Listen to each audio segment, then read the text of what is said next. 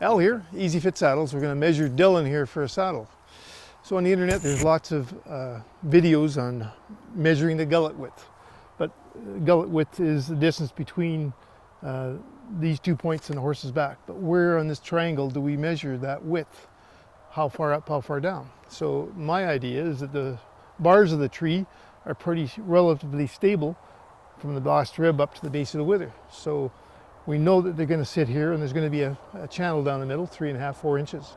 So I measure off the center of the spine, 3.5 inches off to get that offset point. And that's pretty much where the center of the bar is going to lie when we put a tree on this horse or a saddle. So the first thing we want to do is make sure that each horse is asymmetrical, same as we are asymmetrical, right-handed, left-handed. We want to make sure that we're measuring the large side of the horse. So if I get up over top, I can see that the left-hand side is larger. So this is the side we want to measure off. If your horse happens to be opposite and larger on this side or on the other side, we want to measure from that side. Because when we put our saddle on, we want to set it behind the scapula. And if that scapula usually is rotated back further on the large side.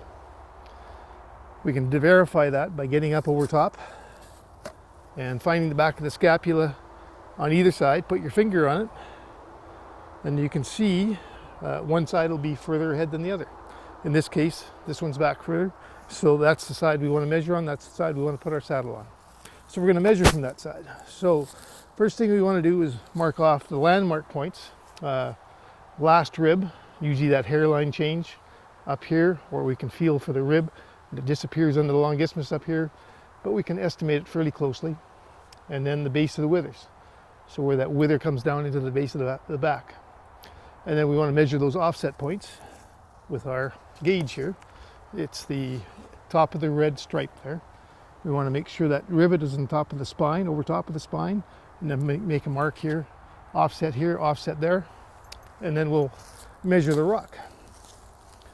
So we've got 5 different rocks, or progressively more rock to them. So a 0 is probably a mule, so we can see we've got lots of gap there. And then we go from 1, 2, let's try a 2. That's kind of an average quarter horse fit is a 2, not enough. So we're going to go to the 3. So over top of those marks, and a 3 is, it's pretty close. Let's try a 4. And the 4 is even better. So I'd say and then we want to measure from the scapula. So he's a rock 4 at 8 inches and 8.5 inches in the back. So that helps me identify where that rock card sits in that curve of the horse's back. My machine back at the office, I can put these various angles and that rock, dial it all up, and I can simulate the horse's back that I've measured here.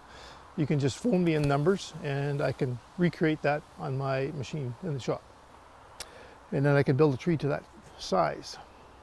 So the next thing I want to do is measure the angles. So I take a grid, again that corresponds to my equipment, and I want to set the front of that card right at the back of the scapula, and then every inch after that I'm going to make a mark, and I'm going to measure the angle of each of those marks. I've done this previously so you can see the marks are there.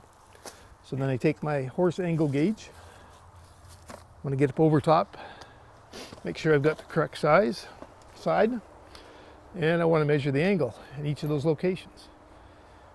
So I don't want to put too much pressure, but I want to make sure I've got contact all along this bar, or this side of the gauge on the horse's back, and then I can read off the number. So he's a 5, and then he goes to a 7, and then he goes to an 11, and I'll same all the way down the line here.